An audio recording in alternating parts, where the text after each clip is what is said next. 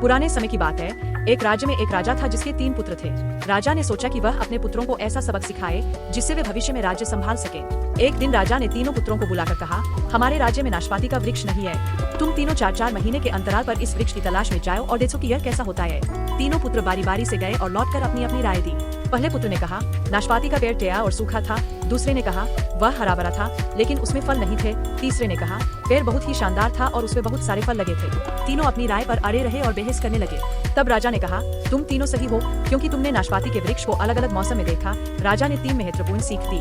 पहली, किसी चीज की सही जानकारी के लिए उसे लंबे समय तक देखना चाहिए।